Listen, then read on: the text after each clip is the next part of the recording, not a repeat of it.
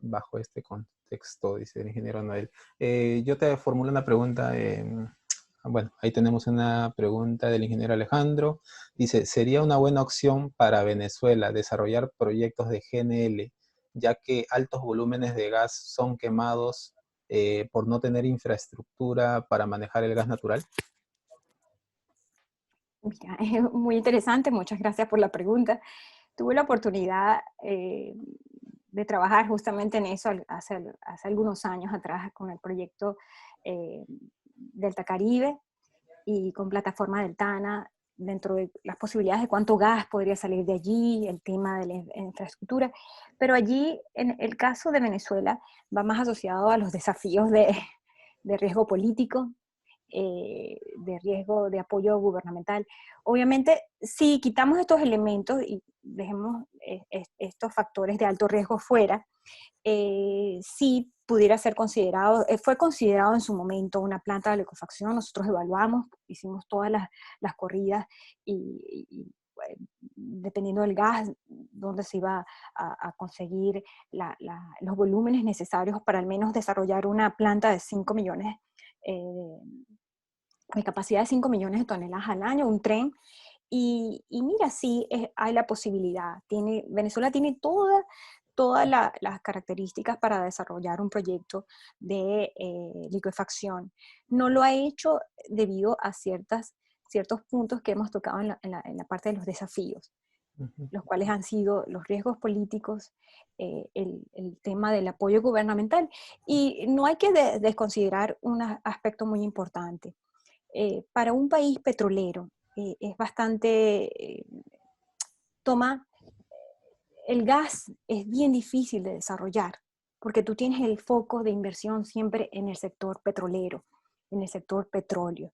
El gas pasa como un segundo plano. Entonces hay que tener realmente una convicción cierta y certera de querer monetizar el gas a través de un proyecto de liquefacción. Esto es sumamente importante y sumamente difícil para un país petrolero. Vean el caso de Arabia Saudita, imagínense, es el mayor productor y Qatar, que no tiene tanto petróleo, es el primer país exportador del mundo. O sea, para los países productores de petróleo verdaderamente es un challenge. Pero sí, lógicamente, para resumir, sí creo que es una excelente fuente o alternativa de monetización del gas en Venezuela por su ubicación estratégica aún mucho más. Igual, pues, no, para complementar un poquito, si no tanto para consumo interno, sino para exportación, pues, ¿no?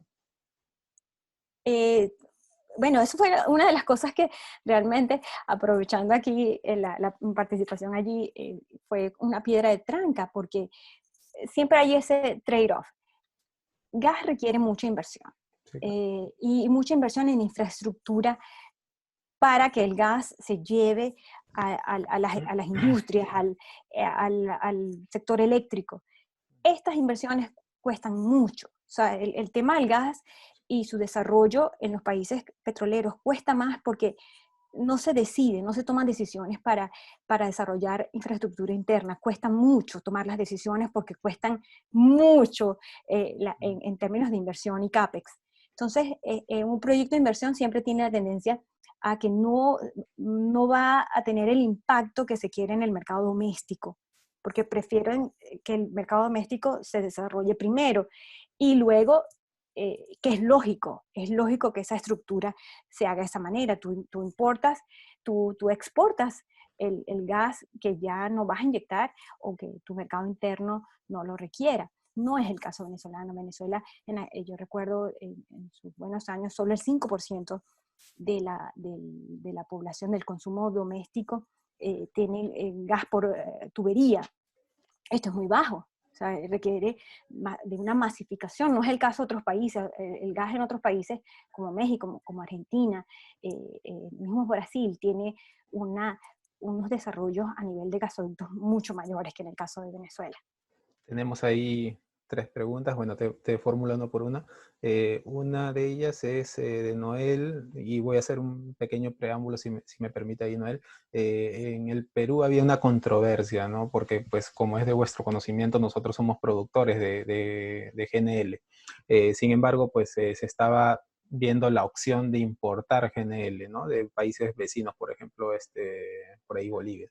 Dice, ¿conviene importar GNL en lugar de desarrollar proyectos de exportación en Perú? Bueno, nuevamente, esta pregunta siempre va muy, desafortunadamente, tiene que ser el caso de las políticas públicas, porque las inversiones que tú requieres para desarrollar el mercado doméstico no las puedes recuperar tan rápidamente. Un proyecto de exportación, no digamos en las condiciones actuales, ¿verdad? Porque tenemos este año y empezando el año pasado, no me quisiera imaginar ser un desarrollador de proyectos de GNL en exportación. O sea, los precios están sumamente críticos. Pero en condiciones normales, los proyectos de GNL han sido bastante rentables. Miren, yo estuve 6 años en Qatar y ustedes, el desarrollo que ha habido, ¿sabes? De un país que es un desierto y la riqueza que tiene Qatar solo la ha construido con GNL. La industria de GNL ha sido muy, muy fuerte, es el primer país exportador. Si tú piensas que el desarrollar el gas en el mercado doméstico, eso es una decisión de políticas públicas, porque las inversiones son muy altas. Si tú eres una empresa, tú vas a pensar es en la exportación. La exportación va a ser tu principal plan. Exportar porque una vez que tienes la facilidad, procesas el gas, utilizas el barco, ¡plum!, para afuera. En el caso de doméstico, tardas mucho más. Entonces aquí el tema de principio de políticas públicas es desarrollar el bienestar, impacta más el hecho de políticas públicas en querer desarrollar la infraestructura nacional. Esto tiene que, si me preguntas muy seriamente o secamente, mejor dicho, ¿qué impacto tiene más? Tiene mejor impacto desarrollar el mercado doméstico. Pero desde el punto de vista comercial de una empresa le va a interesar es exportar el GNL, exportar el gas en forma de GNL. Listo, tenemos otra pregunta de Rafael Santamaría. Dice, gracias por la presentación. Una pregunta, ¿se espera que los precios de LNG Henry Hub disminuyan a niveles menores a $1 por millón de BTU este año? Oh. Mira, esta ha sido una pregunta tiene Doctora, bastantes disculpa, aristas. nos quedan 8 minutos. 8 minutos. 8, sí. Muchas gracias nuevamente por la pregunta, muy interesante. Esto ha tenido verdaderamente diferentes lecturas en el mercado. Por un lado, se habla del impacto que ha tenido la disminución en los precios del petróleo, que ha disminuido el interés de los productores Shell, de los productores de gas de esquisto en los Estados Unidos. Recordemos que hay un exceso ahorita de producción de gas natural que se ha visto impulsado por la producción de petróleo, no por producción de gas. Con los precios caídos en los Estados Unidos y el impacto que ha tenido en el quiebre de empresas, podría especularse que los precios en el futuro puedan aumentar. ¿Por qué? Porque va a haber una menor producción. Una de las láminas que pongo allí habla de los drills. Y si esto ha venido cayendo, vamos a tener menores producciones o se van a ver menores producciones de gas, va a caer la producción de gas en los Estados Unidos y esto va a tener un impacto en los precios. Ahora estamos viendo los precios del Henry Hub a mínimos históricos, pero si la producción doméstica se desestimula debido a la caída en los precios del petróleo, esto puede cambiar. Esto puede reversarse y podemos ver una disminución dramática en la producción de gas que no va va a mantener precios bajos. Entonces, esto es una de las lecturas que se ha tenido. Listo, aquí vamos con otra pregunta, disculpe, tenemos tres más. ¿Qué tendría que pasar para desarrollar un proyecto de un corredor azul en Sudamérica o en Europa, o así como en Europa? Wow, muchas gracias por la pregunta. ¿Qué tendría, si la repites rápido, porque... Sí, ¿qué tendría que pasar para que se desarrolle un proyecto de corredor azul en Sudamérica, así como en Europa? Mira, esto nuevamente, apoyo gubernamental. estas medidas no se avanzan con la inversión privada. Esto es apoyo gubernamental. Exacto. ¿Qué falta? Oscar Moreno dice, ¿qué falta o por qué los países latinoamericanos no hacen los esfuerzos necesarios para utilizar masivamente el gas natural en el transporte público o pesado, me imagino, ¿no? Sí, bueno, esta es la pregunta.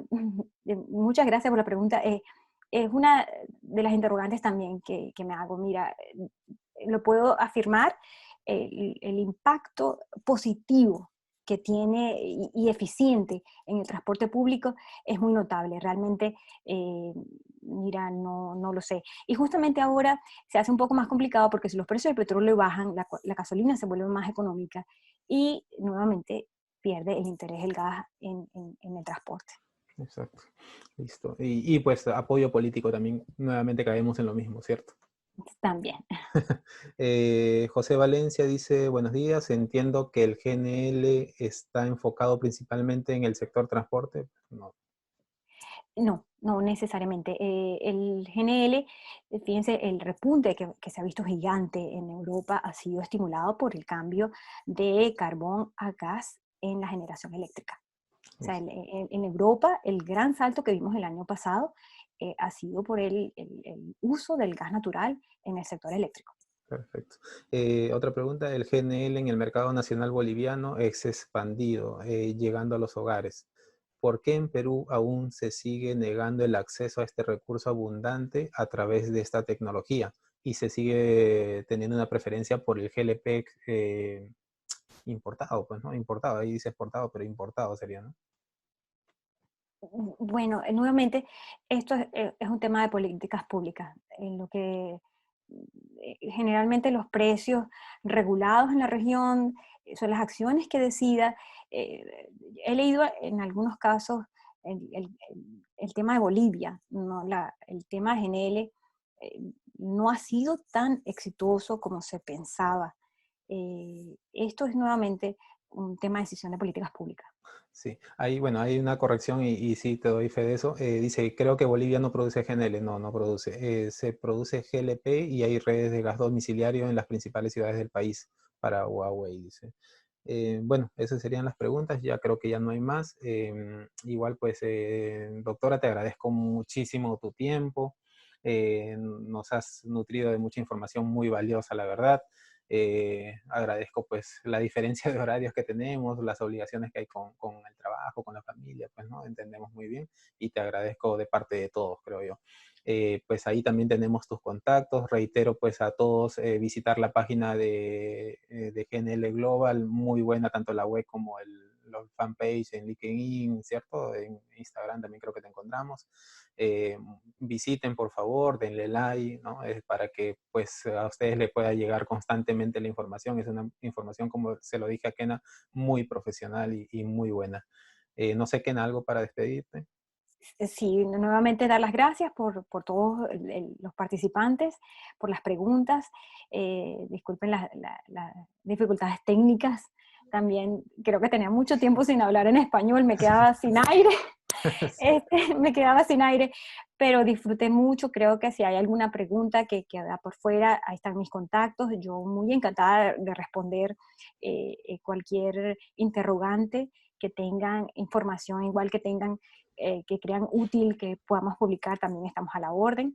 Gracias, Carlos, por haber organizado este webinar en tan corto tiempo. Sí. Traté de no hacer solo la duplicación de la presentación que se hizo en inglés. Me parece Ujú. importante mencionar el tema de algunos del suministro, algunos temas que tocamos hoy. Eh, y nada, muchas gracias por participar, por escucharme y estar aquí hoy. Estamos a la orden, visita nuestra página. Listo.